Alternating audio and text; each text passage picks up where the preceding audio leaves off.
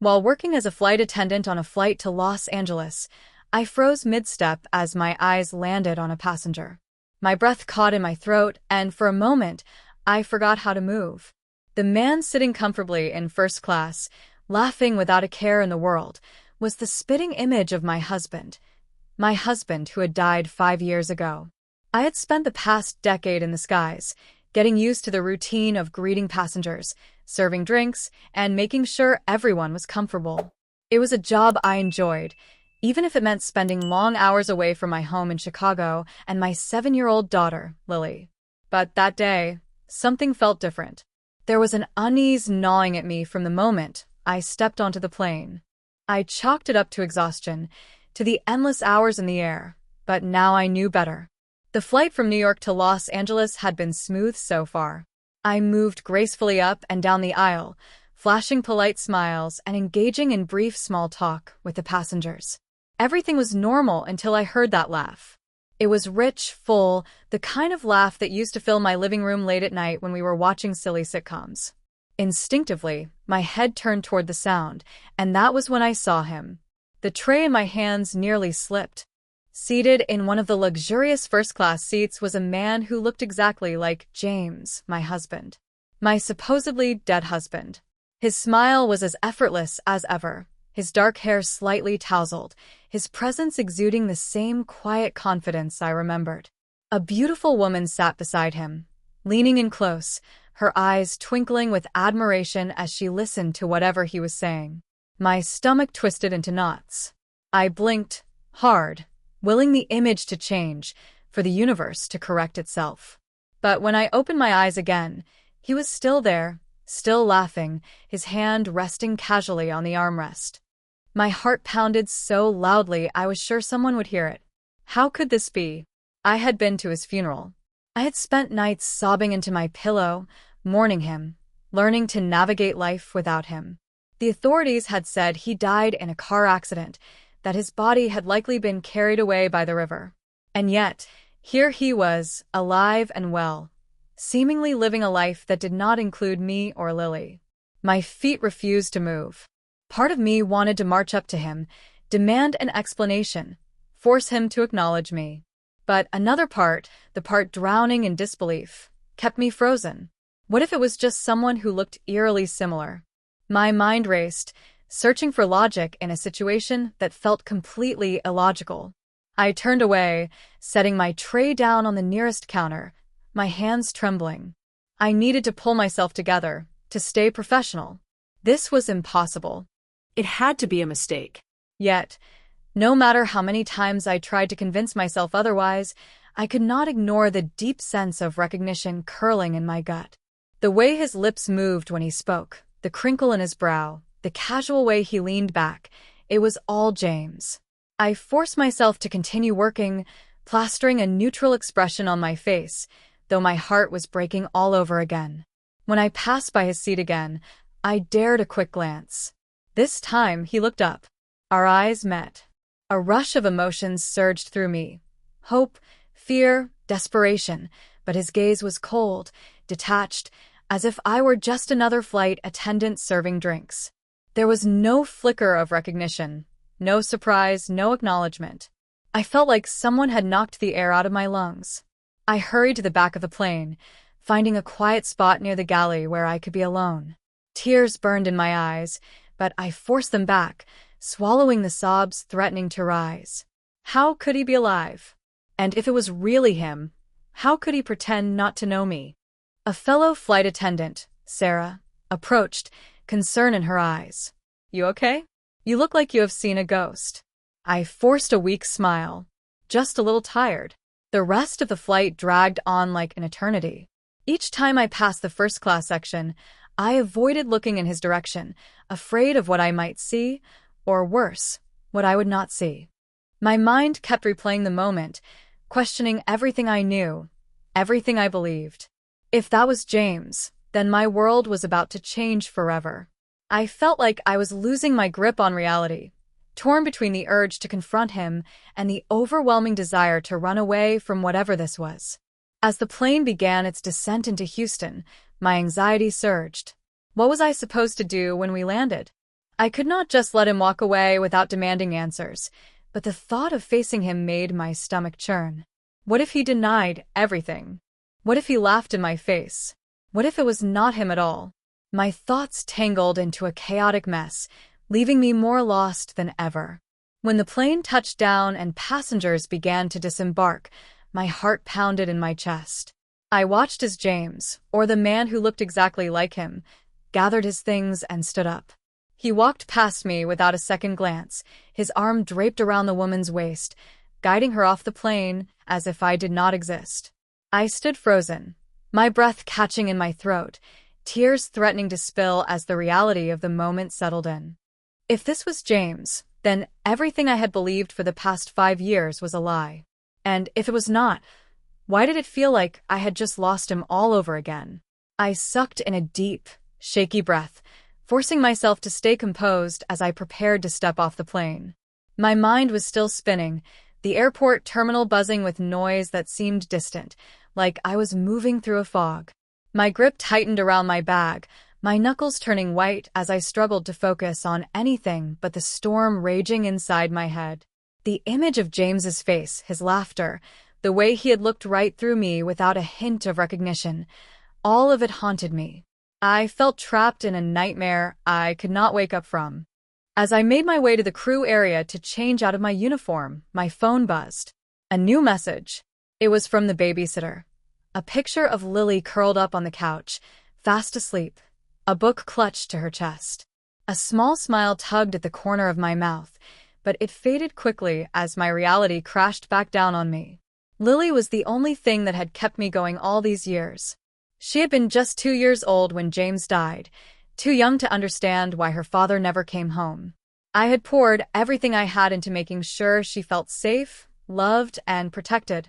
And now it all felt like it was unraveling. If James was alive, why had he let us believe he was dead? How could he have abandoned me? How could he have abandoned Lily? The questions pounded in my head, growing louder with every second. I tried to shove them aside, telling myself I needed to stay in the present. Maybe it had been a mistake, a cruel trick of the mind. But deep down, I knew what I had seen. After changing out of my uniform, I checked my schedule. I had a few hours before my return flight to Dallas, but there was no way I could sit and wait. I needed air, space to breathe, to clear my head. I stepped outside the terminal, hoping the cool night air would help me steady myself. As I walked toward the exit, my phone buzzed again. This time, it was a message from an unknown number. I hesitated before opening it, my pulse quickening. The message was short, but it sent a chill straight down my spine. Asterisk, I saw you looking at me on the plane. We need to talk. Asterisk. My breath hitched. Was this James? My fingers hovered over the keyboard, but my hands were shaking. What could I possibly say? I started typing a reply, then hesitated. Instead, I deleted it and shoved my phone back into my bag. My heart was pounding too hard, my emotions too raw. Just as I was about to step outside, a familiar voice called my name. Maggie. I turned to see Ethan walking toward me, his smile warm and familiar. He was still in his business attire, looking like he had just stepped out of a meeting. I was not sure I would catch you before you left. I forced a smile, trying to appear normal. Ethan, hey. What are you still doing here? Had a late meeting, then figured I would catch a last-minute flight back to Phoenix. He glanced around casually before meeting my eyes. I saw you, and thought maybe I could give you a ride to your hotel, or wherever you're headed. You seemed a bit distracted earlier. I hesitated. I was not sure if I wanted company, but the idea of sitting alone with my thoughts felt unbearable. Maybe a distraction was exactly what I needed.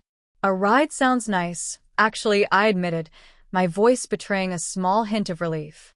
As we walked to the parking lot, Ethan filled the silence with talk of his hectic schedule, meetings, and a recent business deal that had fallen through. His easygoing demeanor was a welcome break from the whirlwind in my head. I found myself nodding along, even laughing at a joke he made about networking events. For a few minutes, I could almost pretend that everything was okay. Once we were in his car, he shot me a quick glance. You sure you are all right, Maggie? You seemed a little off on the flight. I bit my lip, debating whether to tell him the truth. Could I really trust him with something this strange, this personal?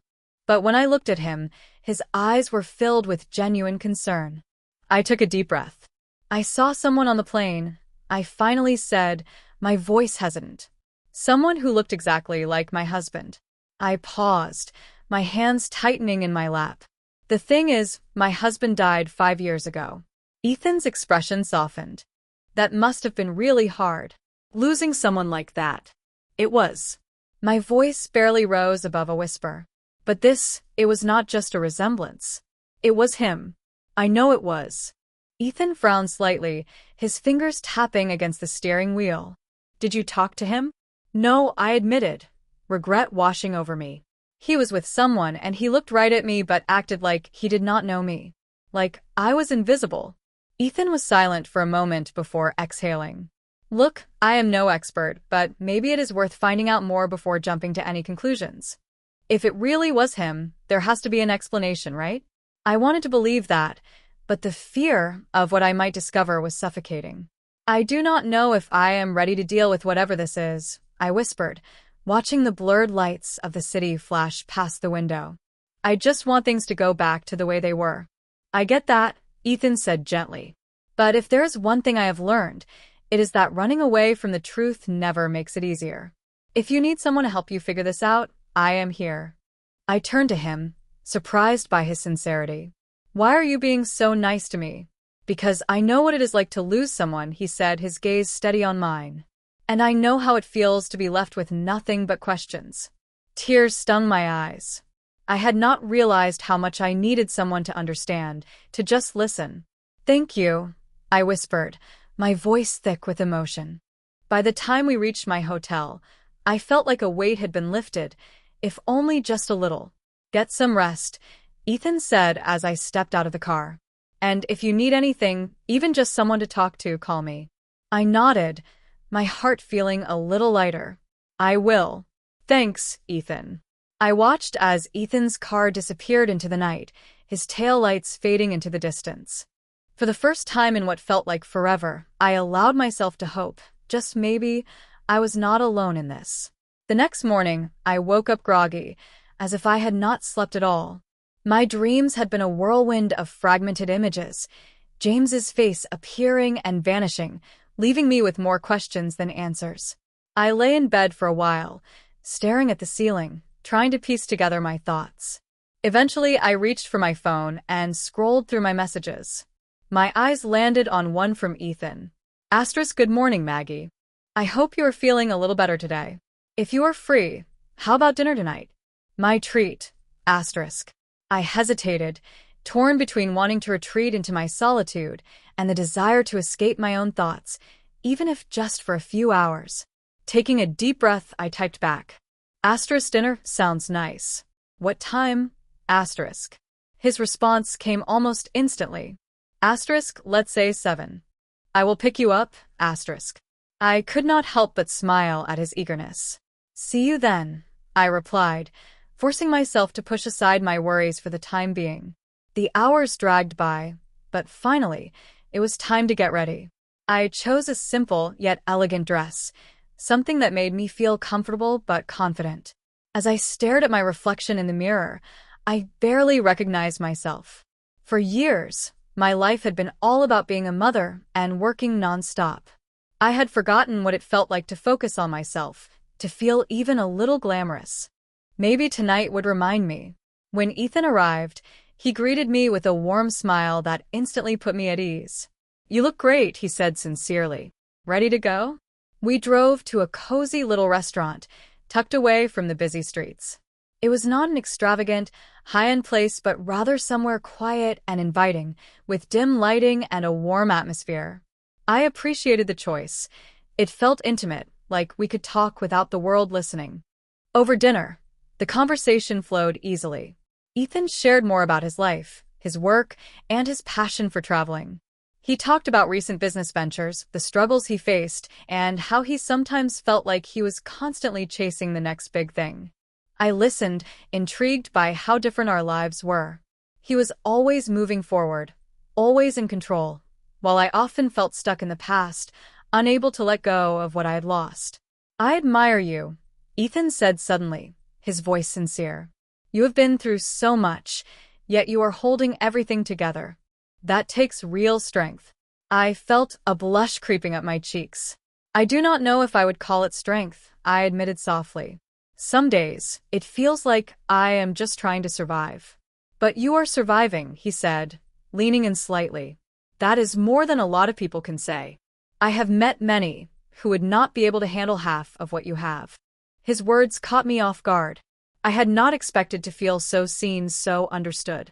Thank you, Ethan, I said, my eyes meeting his. I really needed to hear that.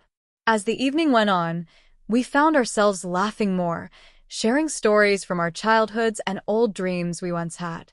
For the first time in what felt like forever, I could breathe. I did not have to carry the weight of my past alone. Ethan was easy to talk to, and I appreciated how he listened, genuinely interested in what I had to say. After dinner, Ethan suggested taking a walk.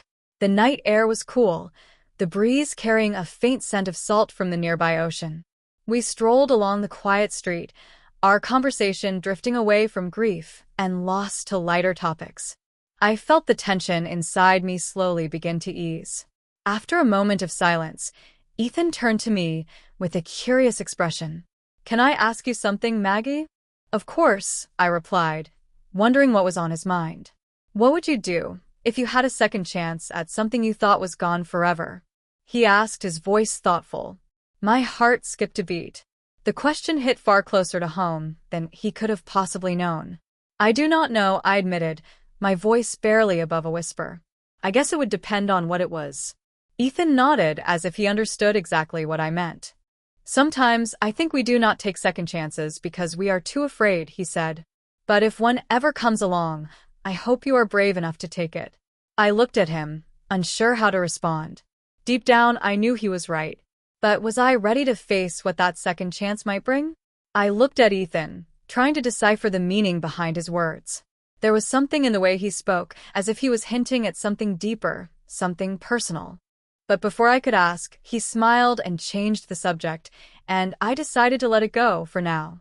By the time we returned to the car, I felt lighter, as if a small piece of the burden I had been carrying had been lifted. Ethan had a way of making me feel like everything was going to be okay, even when I was not sure how. As he drove me back to my hotel, I found myself wishing the night did not have to end. I had a really great time tonight, I said as we pulled up to the entrance. Thank you, Ethan. Me too, he replied, his smile warm and genuine. I am glad you agreed to come out. I hope we can do it again sometime. I hesitated for a moment, then nodded. I would like that. I stepped out of the car, but before I closed the door, I looked back at him. Good night, Ethan. Good night, Maggie, he said, his eyes lingering on me for a moment longer than necessary. Take care of yourself. As I watched him drive away, I felt a strange mix of emotions. It had been a long time since I had let myself get close to anyone, let alone enjoy their company. But Ethan was different. He made me feel safe, even when everything else in my life felt like it was spinning out of control. I walked into the hotel, my mind still buzzing from the evening. But as I reached my room, the events of the flight crept back into my thoughts, casting a shadow over the warmth I had felt. I could not ignore what I had seen. If that man was James, I needed answers. But the thought of confronting him, of opening old wounds, terrified me. As I lay in bed that night, staring at the ceiling, I realized I was at a crossroads. I could keep pretending that nothing had happened, that my life could go back to normal. Or I could find out the truth, no matter how painful it might be. And as much as I wanted to avoid it, I knew deep down that I could not move on without knowing why James had let me believe he was dead. I closed my eyes, a single tear slipping down my cheek. Tomorrow, I would start looking for answers. And whatever I found, I would face it, even if it meant tearing my world apart all over again. I returned to Dallas with a sense of purpose that had been missing for a long time. I had spent most of the flight back thinking about my evening with Ethan, replaying our conversation in my head. It had been a long time since I had felt that comfortable around someone, and there was something about him that made me want to open up, even when my instincts told me to keep my guard up. But now that I was home, the reality of what I had seen on that flight started creeping back into my mind, and I knew I could not ignore it anymore.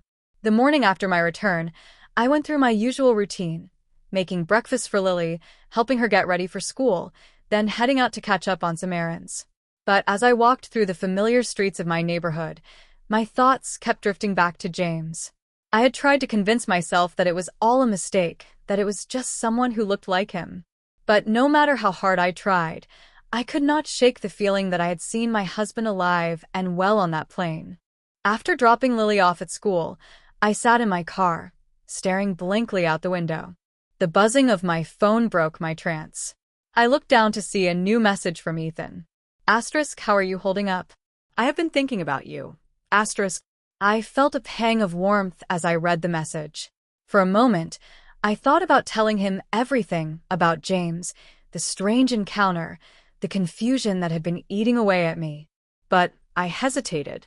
I barely understood what was happening myself, and the idea of opening up to someone who, despite his kindness, was still a new presence in my life, felt daunting. Instead, I replied, Asterisk, I am okay, just trying to keep busy. How about you? Asterisk.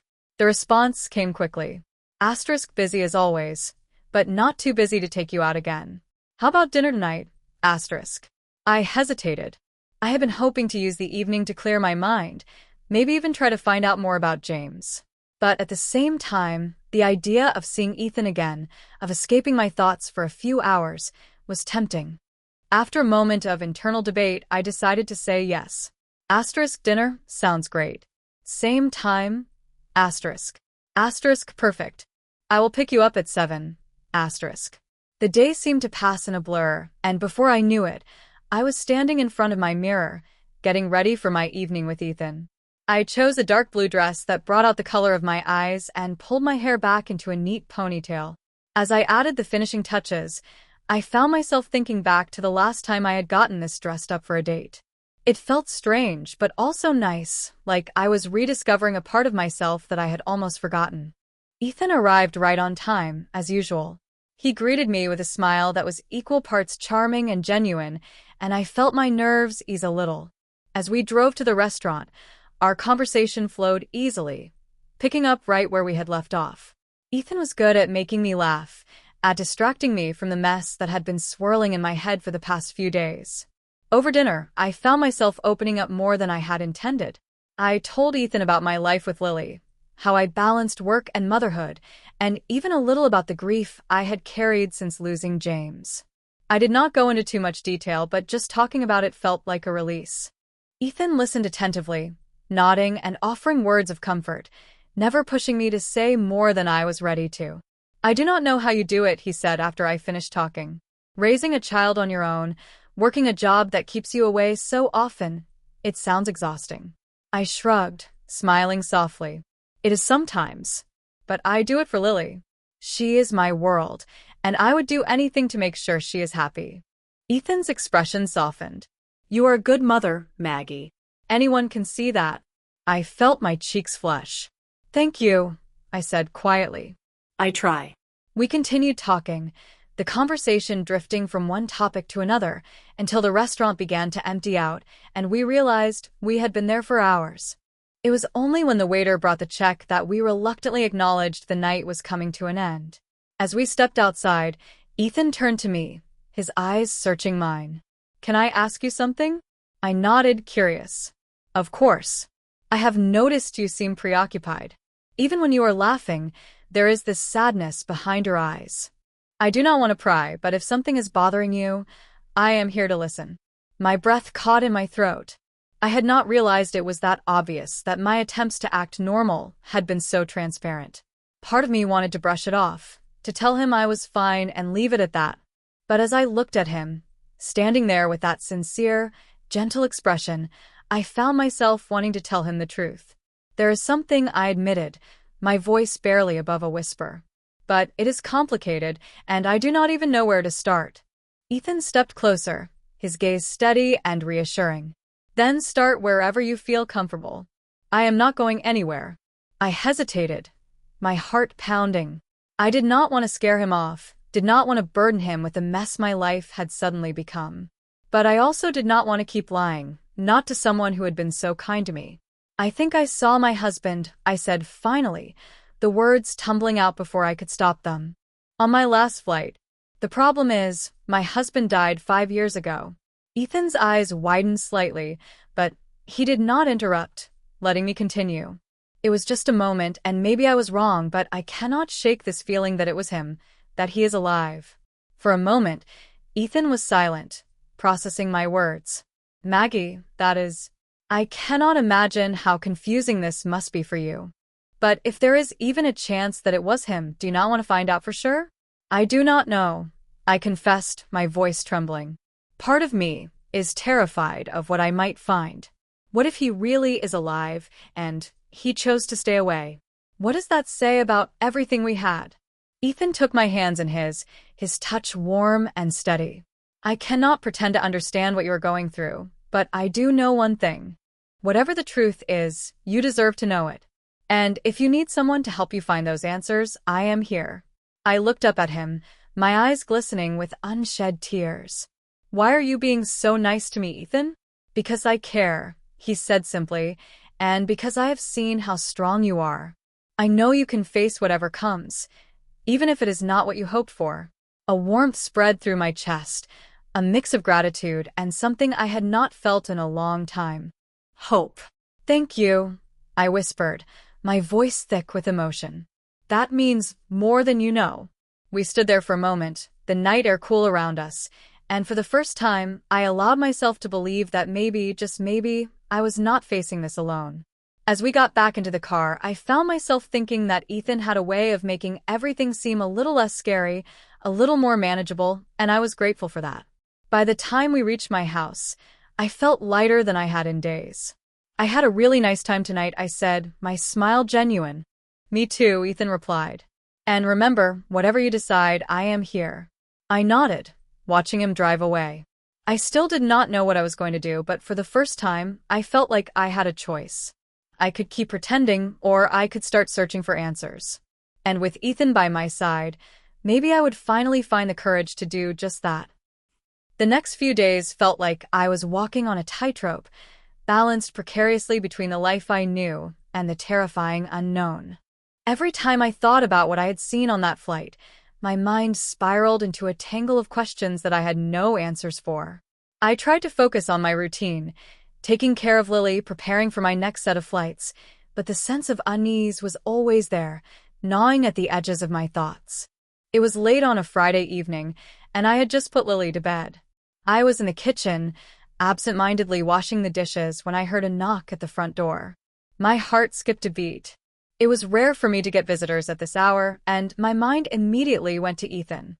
Maybe he had come to check on me, to offer more of his comforting words and easy smiles. But when I opened the door, the sight that greeted me was not what I had expected. Standing there, looking tired and disheveled, was James. My blood ran cold. For a moment, I thought I was dreaming. But as I blinked and tried to steady my breathing, I realized this was no illusion. James was there, alive and real, staring back at me with eyes that were both familiar and foreign. Maggie, he said, his voice low and strained, like he had not used it in days. We need to talk. I felt like the world was spinning around me. There were 1,000 things I wanted to say, to scream at him, but all I managed was a shaky, How is this possible? Can I come in? He asked, glancing around nervously as if expecting someone to be watching. I promise I will explain everything, but not here. Every instinct told me to slam the door in his face, to tell him to go away and never come back. But I could not move. My legs were frozen in place, my mind still trying to process the fact that my supposedly dead husband was standing right in front of me. Against my better judgment, I stepped aside and let him in. We sat down at the kitchen table, the silence between us heavy and suffocating. My hands trembled as I folded them in my lap, trying to appear calm, even though my heart was pounding in my chest. Start talking, I said, my voice barely masking the mix of anger and confusion boiling inside me. James took a deep breath, running a hand through his hair. He looked like a man who had not slept in days, his eyes hollow and weary. I know you have every reason to hate me right now, and I do not blame you, he began. But I need you to hear me out. I said nothing, my gaze fixed on him, waiting for an explanation that would make sense of the last 5 years of my life. I faked my death, he said finally, the words hanging in the air like a bombshell. It was the only way to get out of a situation that had gotten out of control. I felt like I had been punched in the stomach. You faked your death? I repeated, disbelief coloring my tone. Why? Why would you do that? Do you have any idea what you put me and Lily through? James's expression softened, and for a moment, I thought I saw a flicker of regret in his eyes. I know, Maggie. I know I hurt you, and I hate myself for it. But I was in trouble, real trouble. I was working for a company that was involved in some shady business, investments, money laundering, things I did not fully understand until it was too late. When I found out, I tried to back out, but they would not let me. They threatened me, threatened you and Lily. My hands clenched into fists. So, you thought the best way to protect us was to make us think you were dead? I said, my voice rising. How does that make any sense, James? I was desperate, he said, his voice cracking. I did not know what else to do. If I disappeared, they would stop looking for me, and you and Lily would be safe.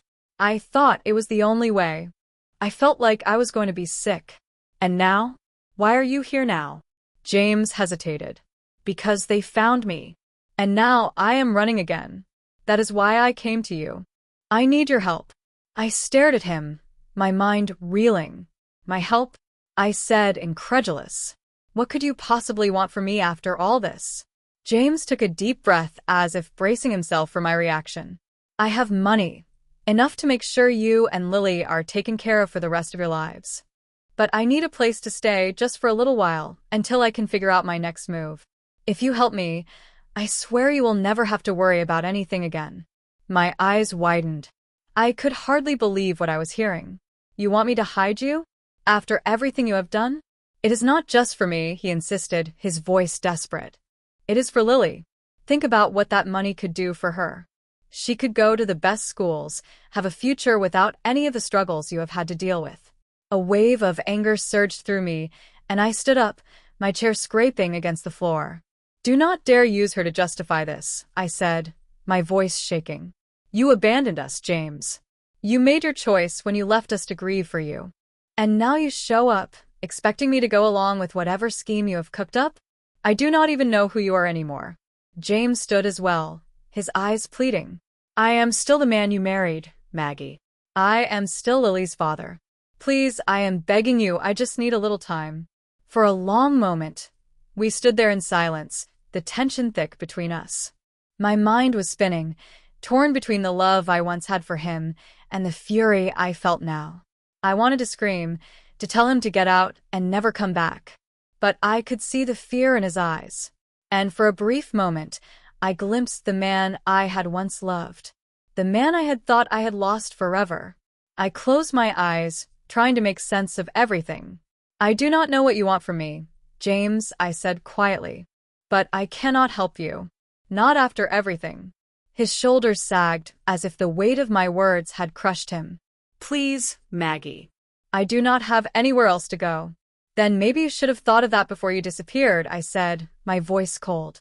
Now get out. I do not want you near me, and I do not want you anywhere near Lily. James hesitated, looking like he wanted to say more, but he must have seen the resolve in my eyes.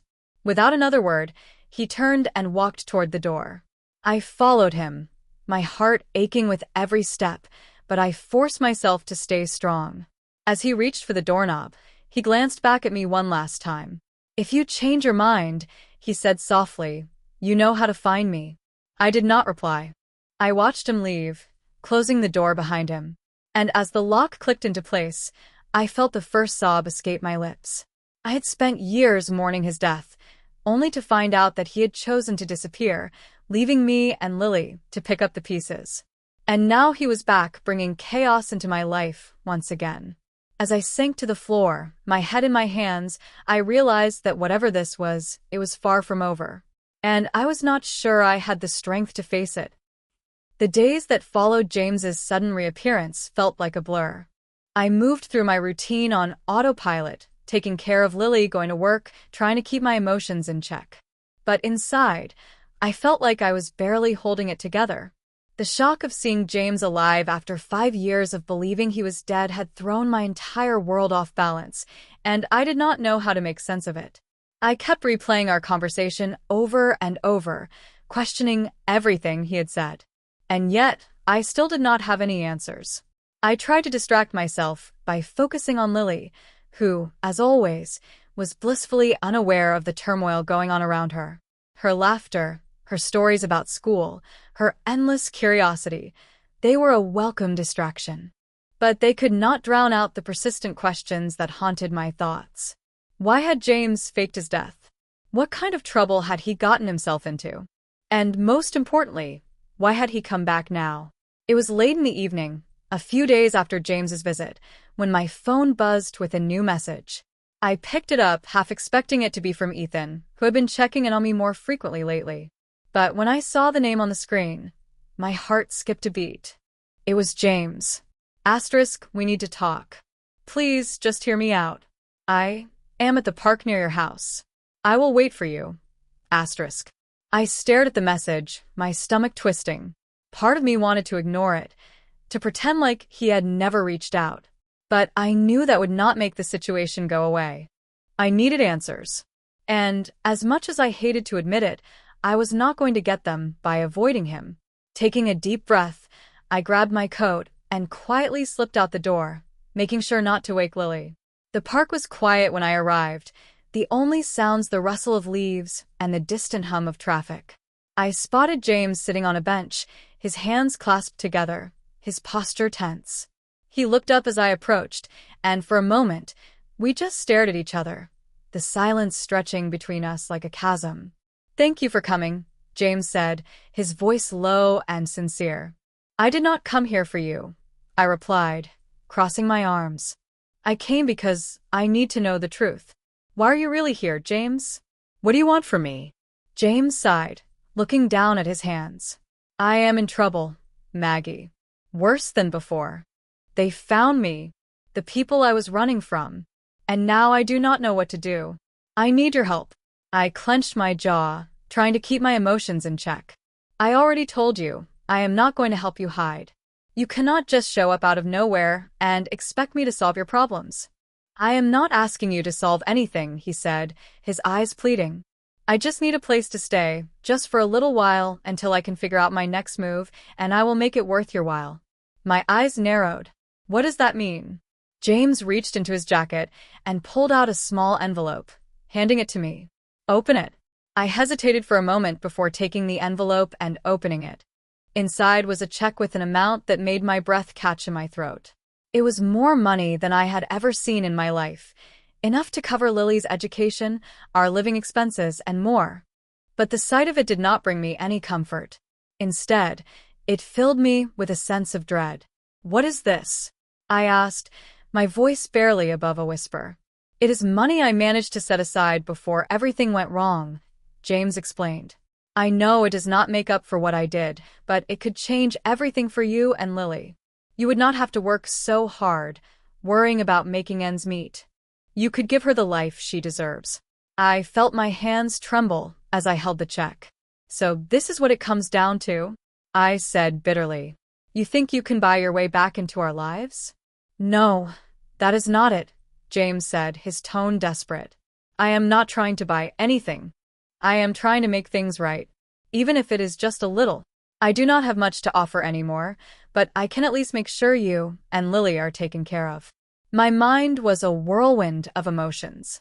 Part of me wanted to tear up the check and throw it back at him, to scream at him for thinking he could make up for everything with money. But another part of me, the part that had spent years worrying about Lily's future, could not help but consider what that money could do. I had worked myself to the bone, taking every shift I could just to make sure Lily had what she needed. The idea of not having to struggle anymore, of being able to give Lily the best, was tempting, even if it came from someone I could barely stand to look at. "I do not understand, James," I said finally, my voice wavering. "Why now? Why did you come back now, after all this time?" "Because I am running out of options," he admitted. "The people I was involved with, they are dangerous. I thought I could stay hidden, but they found me. And if they find me, they will come after anyone close to me, including you and Lily. I know I have messed everything up, but I am trying to keep you safe. I shook my head, tears welling up in my eyes. You do not get to do this. You do not get to pretend like you are protecting us. You left us, James. You made that choice. And now you want to drag us back into your mess? I am not trying to drag you into anything, he said, his voice cracking. I just want to make sure you are okay. I want to give Lily the future she deserves. And what about her father? I shot back. What kind of future does she have knowing you abandoned her? James flinched as if my words had physically hurt him. I know I cannot fix what I did, he said softly. But I can try to make it right in whatever way I can. Please, Maggie, just let me stay for a little while. I will be gone before you know it, and you will never have to see me again. I stared at him, my mind a tangle of anger, confusion, and a flicker of hope. I had spent so long believing James was dead, mourning him, trying to move on. Now he was here, alive and desperate, offering me a way out of the struggles I had faced alone. But the cost of accepting his help felt too high, and I did not know if I could trust anything he said. I need time to think, I said finally, my voice barely above a whisper. I cannot just make this decision right now. James nodded, relief washing over his features. Of course. Take all the time you need. I will be here, waiting. I turned away, unable to look at him any longer. I need to go home, I said, my tone hollow. Lily is waiting. As I walked away, James called after me, his voice softer than before. I am sorry, Maggie. For everything. I did not respond. I just kept walking, my heart heavy with the weight of everything he had told me. I wanted to hate him, to make him pay for everything he had put me through. But as much as I tried, I could not ignore the part of me that still remembered the man I had loved, the man I had married. When I got back to my house, I sat in the dark for a long time, staring at the check James had given me. I thought about Lily, about the future I wanted to give her, and about the man who had once been my whole world. No matter how much I tried to push it away, I could not escape the feeling that I was standing at a crossroads, and whatever decision I made would change everything. I woke up the next morning feeling like I had not slept at all. The events of the night before replayed in my mind, making me feel like I was caught in a loop I could not escape. Seeing James again, hearing him plead for my help, had brought back so many emotions I thought I had buried. I wanted to move on, but now I felt more trapped than ever, torn between my past and my present. After dropping Lily off at school, I found myself driving aimlessly around the city, my thoughts too tangled to focus on anything. I did not want to go back home and risk running into James again, and I certainly did not want to be alone with my thoughts. As I passed by a familiar cafe, I remembered Ethan's message from the previous day, offering to talk.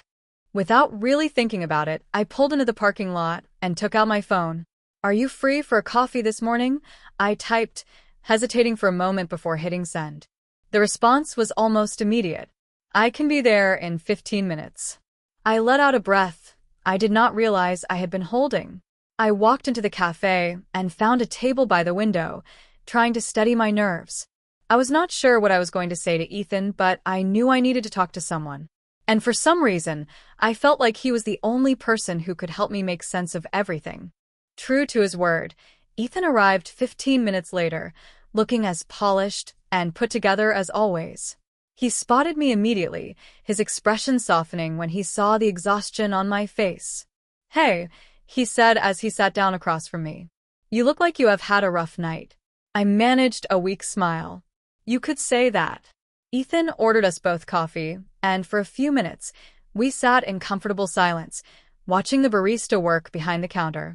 I felt strangely at ease, like the chaos of my life was momentarily suspended just by being in his presence.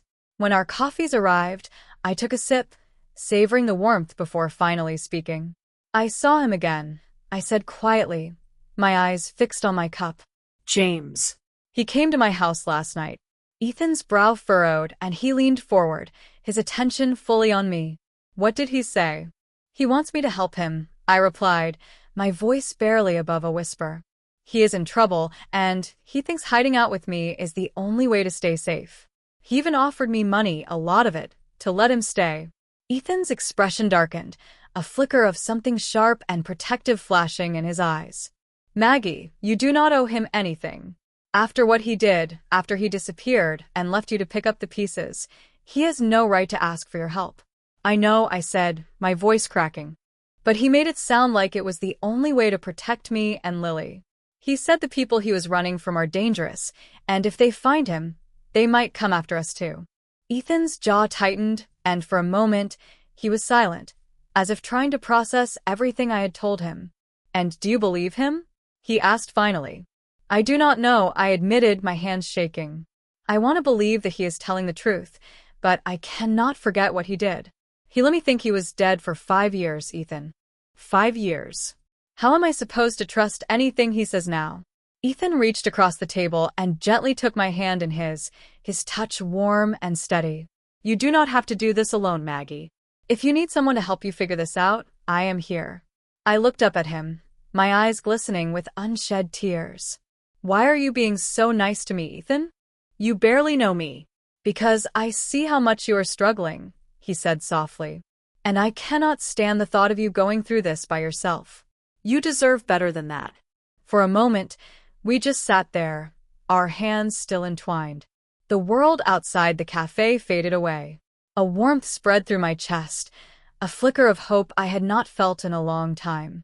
Ethan was offering me something I had not had in years: support, understanding, and maybe even a chance to start over. After a while, Ethan spoke again, his tone more serious. Maggie, I need to ask you something, and I need you to be honest with me. Do you want to help James? The question took me by surprise, and for a moment, I did not know how to answer. I do not know, I said finally, my voice barely above a whisper. Part of me still loves him, or at least the man he used to be.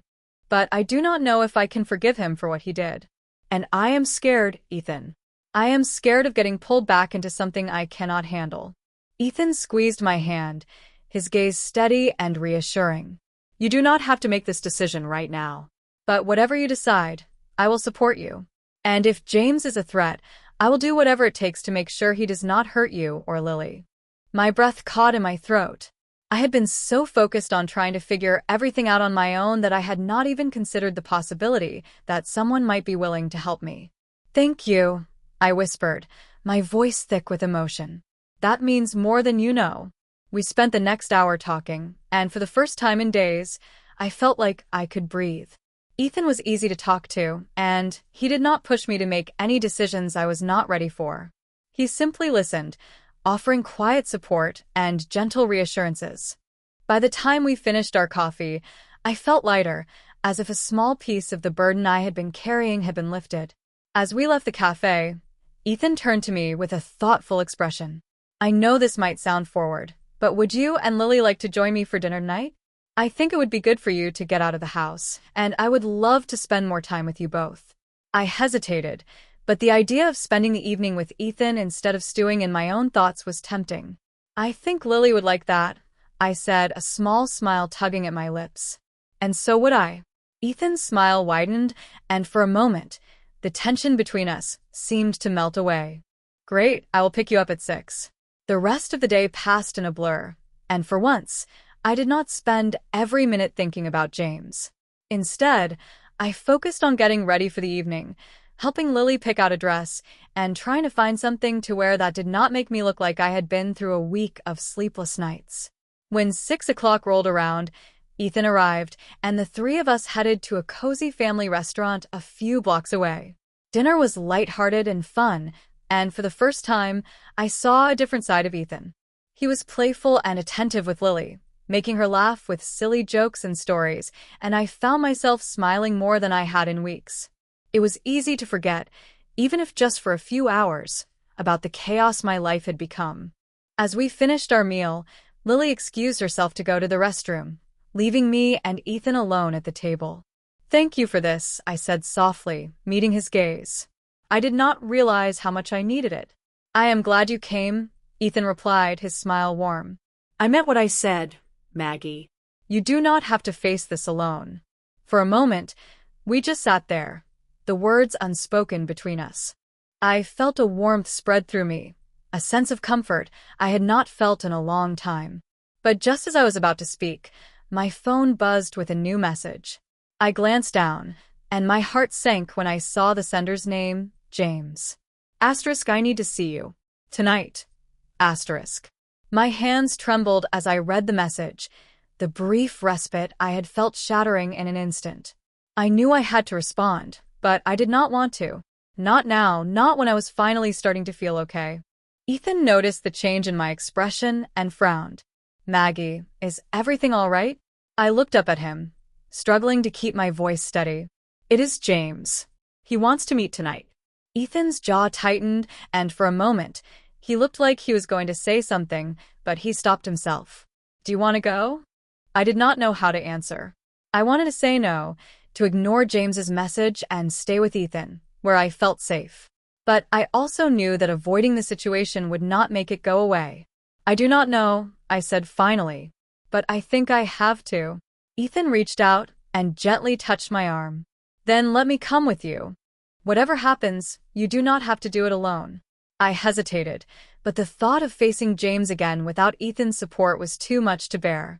Okay, I whispered. But please, just be there. Do not get involved unless you have to. Ethan nodded, his gaze steady and reassuring. I will be there, Maggie. I promise. My heart was pounding as Ethan and I drove through the quiet streets, heading to the place where I had agreed to meet James. The evening air was cool, and the city lights flickered past the car windows, casting shadows across my face. I felt a mix of dread and anticipation, knowing that whatever happened tonight could change everything. Ethan was silent beside me, his expression calm but alert, as if preparing himself for whatever might come. We arrived at a small, secluded park on the outskirts of the city, a place I had not been to in years. It was nearly deserted, with only a few distant figures walking their dogs or jogging along the paths. James had chosen this spot for a reason. It was quiet, out of the way, a place where we would not draw attention. As we parked and got out of the car, I took a deep breath, trying to steady myself. Are you sure you want to do this? Ethan asked, his voice low. You do not have to go through with it if you are not ready. I have to, I replied, my eyes fixed on the path ahead. I need answers, and I need to hear them from him. Ethan nodded, his gaze steady. I will be right here. If you need me, just say the word. We walked together to a bench under a street lamp where James was already waiting. He looked different from the last time I had seen him, more haggard, more worn, as if the days since our previous conversation had taken a toll on him. When he saw me approaching, James stood up, glancing nervously at Ethan but saying nothing. I stopped a few feet away, my arms crossed tightly over my chest. I am here. What do you want, James? I am glad you came, James said, his voice sounding strained. I know I do not deserve it, but I need you to listen to me. I am listening, I replied, my tone cold. But I am not promising anything.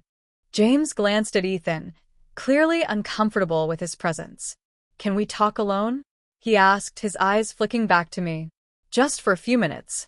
No, I said firmly. Whatever you have to say, you can say it in front of him. James's shoulders sagged, and for a moment, he looked like he was going to argue. But then he seemed to give up. All right, he said, his voice barely above a whisper. I will tell you everything. He took a deep breath, as if steeling himself, and began to speak. I was involved in a scheme with the company I worked for, a scheme that involved a lot of money. Illegal transfers, deals that never should have happened. I thought I could handle it, that I could make a clean break, without anyone getting hurt. But I was wrong. My hands clenched into fists. So your solution was to disappear? To make us think you were dead? I thought it was the only way to keep you safe, James said, his voice breaking. I thought if they believed I was dead, they would leave you alone. I know it sounds insane, but I did not see any other option. And now? I asked, my tone sharp. What changed? They found out I was still alive, he said, his eyes dark with fear. I have been on the run ever since, but they are closing in on me, and I do not have anywhere left to go. That is why I came back. I need a place to hide, At least until I can figure out a way to disappear for good. A wave of anger surged through me. You want me to help you hide after everything you have done? After you left me to grieve for you? To raise our daughter on my own? I know I have hurt you, and I will never forgive myself for that, James said, his voice desperate. But I am trying to make things right. I have money. Enough to take care of you and Lily, to give her a future. I just need a little time. My mind was reeling. Part of me still could not believe what I was hearing, that the man I had once loved could have been involved in something so dangerous, so deceitful. What makes you think I can trust anything you are saying? I demanded. How do I know you are not just using me to save your own skin? James's eyes filled with tears. Because I do not have anyone else, Maggie. You are the only person I have ever truly loved, and I am begging you to help me, not for my sake, but for Lily's.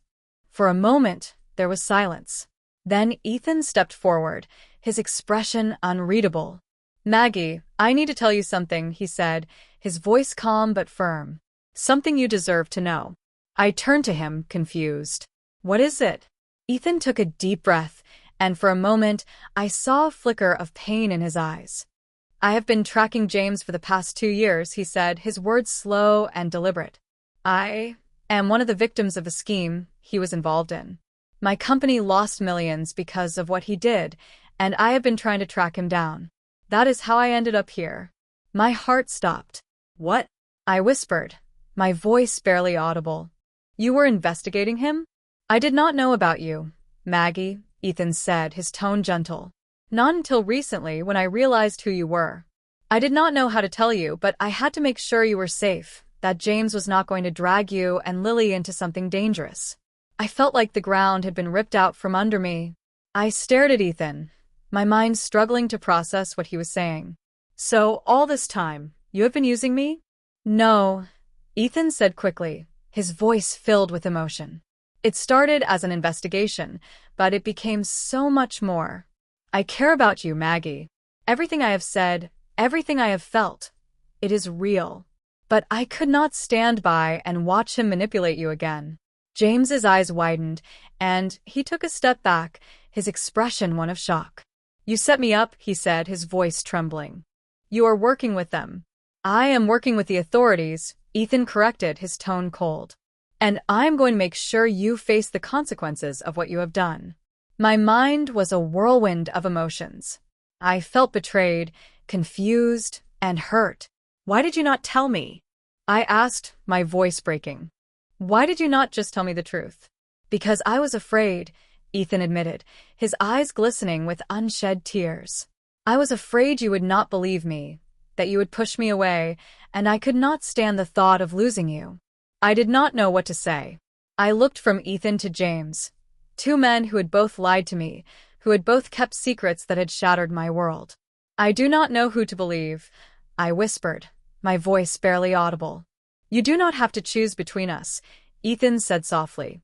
But you do need to choose what is best for you and Lily. Whatever happens, I am on your side. James stepped forward, his hands shaking. Maggie, please. I am begging you. Do not let them take me. If you do this, I will disappear forever, and you will never have to see me again. Just let me go. A tear slipped down my cheek. You already disappeared, James, I said, my voice thick with emotion. You left us a long time ago. Ethan took out his phone and stepped away for a moment, speaking quietly into it. I watched him, my mind numb, then turned back to James. I loved you, I said, my voice barely above a whisper. But I cannot help you. Not anymore. A moment later, 2 unmarked cars pulled up to the edge of the park, and several plainclothes officers stepped out. Ethan approached them, speaking quietly, and they nodded before moving toward James. James Calloway, one of the officers said, you are under arrest for conspiracy to commit fraud and money laundering. You have the right to remain silent. James did not resist as they placed handcuffs on his wrists, but he looked back at me, his eyes filled with a mix of desperation and sorrow. I am sorry, he whispered. I am so sorry. I watched as they led James away, my heart breaking all over again. I had wanted answers, but now that I had them, I felt more lost than ever. As James disappeared into the back of one of the cars, I felt Ethan's hand on my shoulder, steady and warm. "I am sorry you had to go through this," he said softly. "But you did the right thing." I turned to him, my eyes brimming with tears. "I do not know what is right anymore," I said, my voice trembling. "I just feel empty." Ethan pulled me into a gentle hug, holding me as I cried. "You are not alone, Maggie," he whispered. "I am here, and I am not going anywhere." The ride back from the park was silent. I sat in the passenger seat, staring out the window, my mind numb. I could barely process everything that had just happened, the image of James being led away in handcuffs replaying in my mind over and over. I had wanted answers, but now I felt more lost than ever. I did not know how to feel about Ethan, about James, or about the whirlwind of emotions that had been stirred up inside me. Ethan drove quietly, glancing over at me occasionally, his expression unreadable. He seemed to understand that I needed space, but his presence was still comforting, a steady anchor in the chaos. When we finally pulled up in front of my house, he parked the car and turned to me, his eyes searching mine. "Maggie, I am sorry," he said softly. "I never wanted it to end this way, but you needed to know the truth. You deserve to know the truth." I did not respond immediately, my mind still trying to process everything. I had been angry at James, hurt by his lies, but now that he was gone, all I felt was emptiness. "You lied to me too," I said quietly, my voice barely above a whisper. "You kept secrets from me." "I did," Ethan admitted, his gaze never leaving mine. "And I am sorry for that. I should have been honest with you from the beginning, but I was afraid. Afraid that you would hate me, that you would see me as just another person using you to get to James.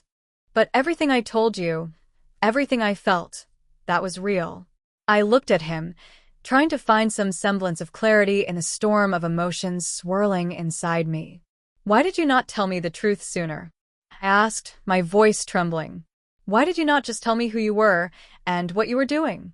"Because I did not want to lose you," Ethan said, his voice filled with regret. "I have been hunting James for years, trying to track down everyone who was involved in the scheme that ruined my company. But when I met you, everything changed. You were not just a lead in an investigation. You were someone I cared about, and I did not want to hurt you. But I knew that if I kept lying, it would hurt you even more." I closed my eyes, a single tear slipping down my cheek. I wanted to believe him, to believe that everything between us had not been a lie. But I did not know how. "I do not know what to believe anymore," I whispered. "I thought I knew who James was, and I was wrong. I thought I could trust you. But now, I just do not know."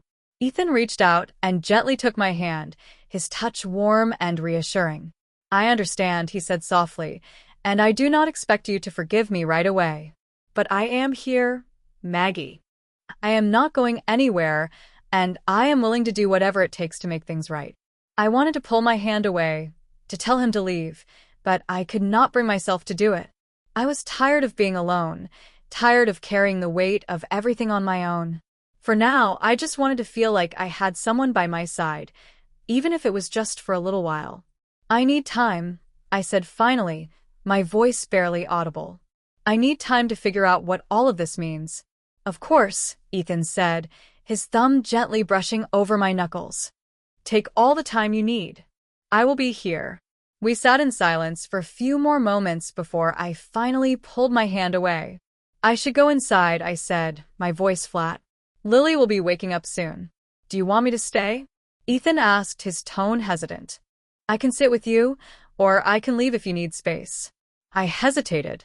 Part of me wanted to ask him to stay, to hold on to the comfort he was offering, but another part of me was afraid of what that would mean. "I think I just need to be alone right now," I said, trying to keep my voice steady. Ethan nodded, though I could see the sadness in his eyes. "I understand. But if you need anything at all, just call me. I am here for you, Maggie." I managed a small, strained smile. "Thank you, Ethan. For everything." As I stepped out of the car and walked up to my front door, I felt like I was moving through a fog. I was grateful that Lily was still asleep. I did not have the energy to put on a brave face right now. I needed time to process everything, to try and make sense of the tangled mess my life had become. Once inside, I sank onto the couch, burying my face in my hands. I had thought that finding out the truth about James would bring me some kind of closure, but all it had done was open up more wounds. I felt like I had lost him all over again, and the pain was just as sharp as it had been the first time. But this time, there was something different. This time, I knew the truth. James had made choices that had led him down a dark path, and those choices had hurt not just him, but me and Lily as well. And as much as I wanted to hold on to the memory of the man I had loved, I could not ignore the reality of what he had done. The next few days passed in a blur. I went through the motions of my routine, taking care of Lily, going to work, trying to avoid the questions from my colleagues who had seen the news of James's arrest. I did not want to talk about it, did not want to explain why my husband, who was supposed to be dead, had been taken into custody. I just wanted to forget, but the world would not let me. One afternoon, I was sitting in the park near Lily's school, watching her play with some other kids. The weather was warm, the sun shining brightly, but I felt cold inside. I was so lost in my thoughts that I did not notice Ethan approaching until he was right beside me. "Mind if I join you?" he asked softly. I looked up, surprised to see him, but I nodded. Sure. He sat down on the bench next to me, and for a moment, we just watched the children playing, the sound of their laughter filling the air. "How are you holding up?" Ethan asked after a while, his voice gentle. "I do not know," I admitted, my gaze distant. "I thought knowing the truth would make things better, but it just hurts." Ethan nodded, his expression sympathetic. "The truth has a way of doing that, but it is also the only thing that can set you free, even if it takes time." I did not respond. My mind was still tangled in a web of confusion and pain. "I do not know how to move on from this," I said finally, my voice barely above a whisper. "Everything I thought I knew, everything I believed, it is all gone." Ethan turned to me, his eyes soft but serious. "You start by letting yourself feel whatever you need to feel. Anger, sadness, confusion, all of it. And then you take it one day at a time.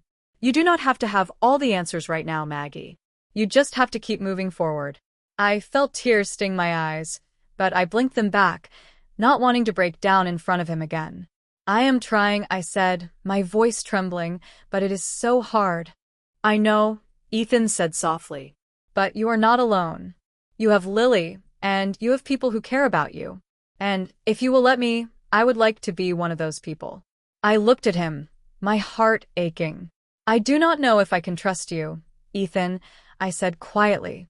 "I want to, but I do not know how." "I understand," he said, his voice gentle. "And I am willing to earn that trust, no matter how long it takes. I am not going anywhere, Maggie." Not unless you want me to. For a long moment, we just sat there, the silence between us filled with unspoken words. I did not know what the future held or how I was going to move on from everything that had happened. But as I sat beside Ethan, watching Lily run and laugh with the other kids, I felt a tiny flicker of hope. Maybe I did not have to have all the answers right now. Maybe it was okay to just take things one step at a time, to let myself be vulnerable, even if it meant risking more pain. For the first time in a long while, I allowed myself to believe that things could get better, that I could find a way to heal. "Thank you, Ethan," I said softly, my voice filled with emotion. "For being here." "Always," he replied, his smile gentle. "Whatever you need, I am here." As we watched Lily play, the sun began to dip below the horizon, casting a warm glow across the park. It was a small, simple moment, but it was one that I clung to, a reminder that even in the midst of the darkest times, there was still light. And for now, that was enough. The morning sun streamed through the curtains, filling the living room with a soft golden light. I sat at the kitchen table, sipping my coffee and trying to gather my thoughts. It had been a few days since James's arrest, but the shock of it all had not worn off. I had spent hours replaying everything he had said, every lie he had told, and it left me feeling hollow and drained. Yet I knew this was not over. There was still a part of me that craved answers, even if they brought more pain.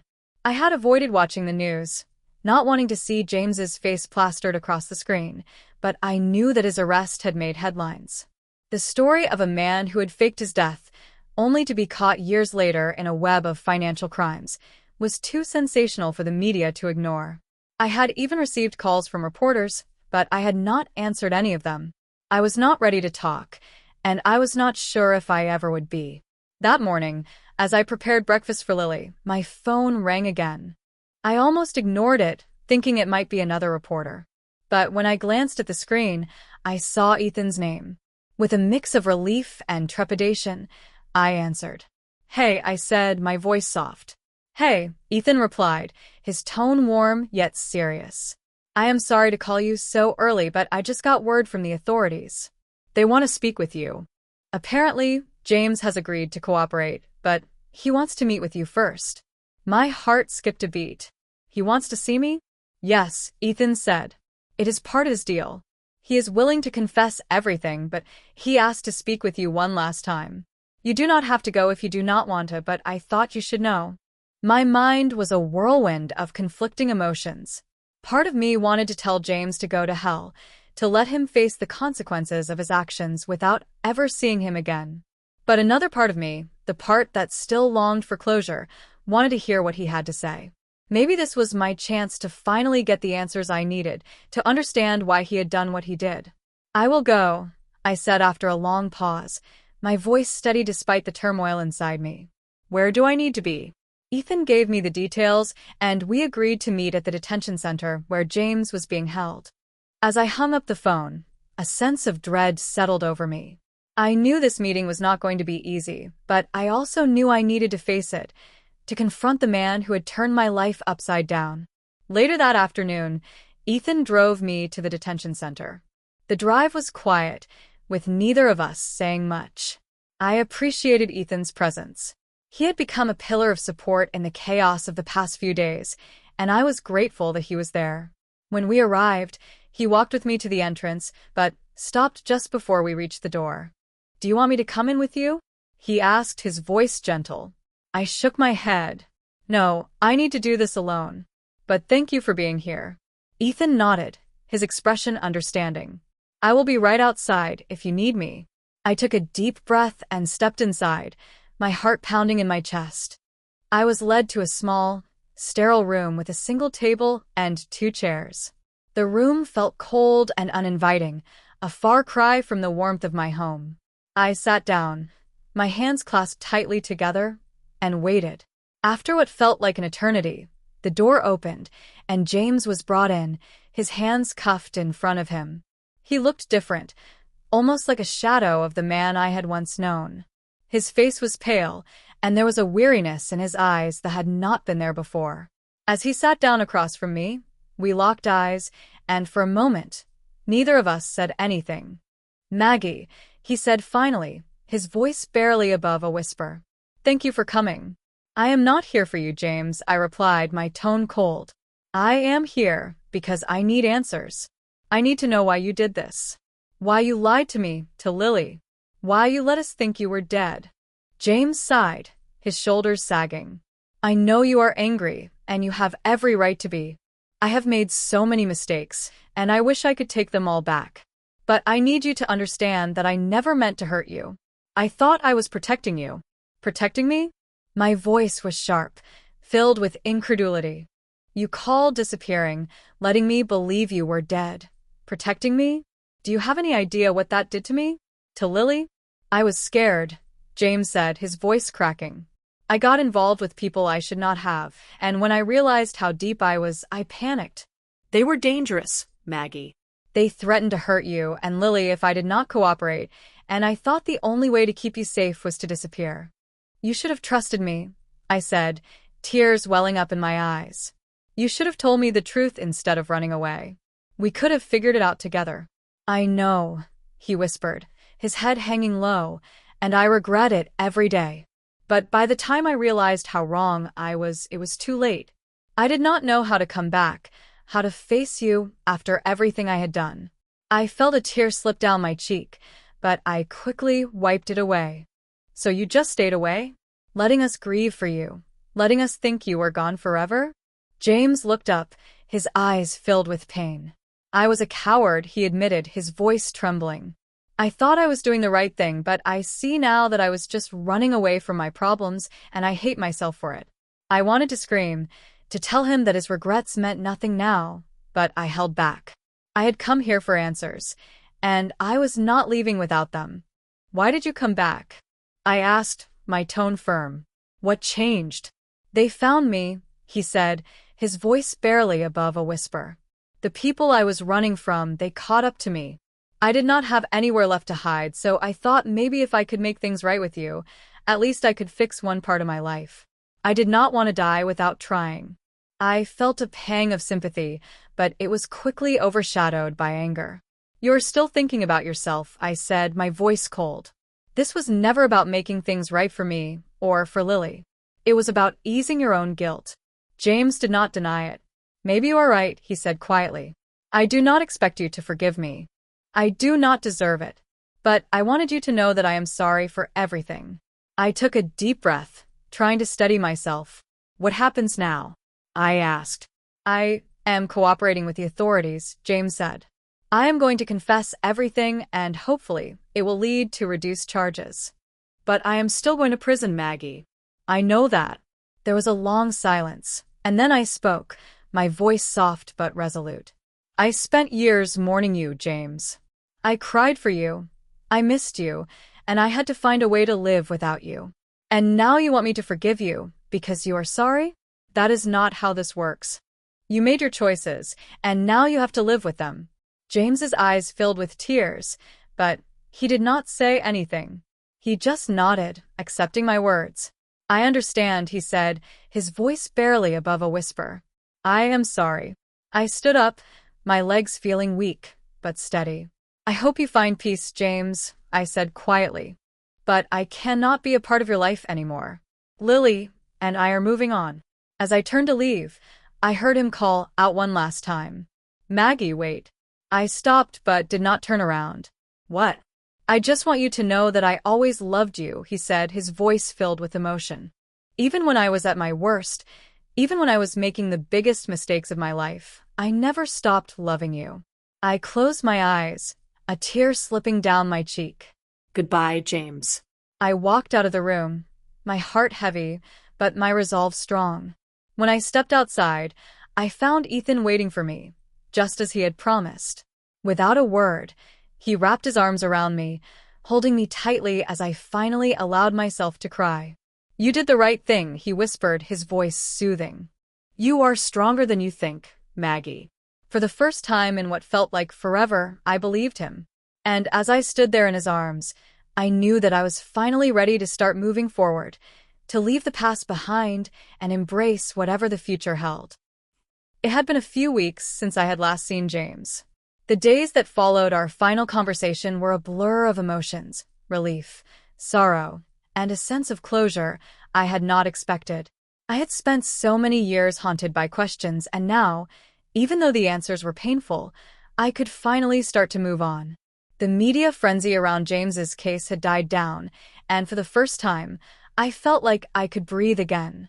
Lily, blissfully unaware of the turmoil I had been through, continued to bring joy into my life.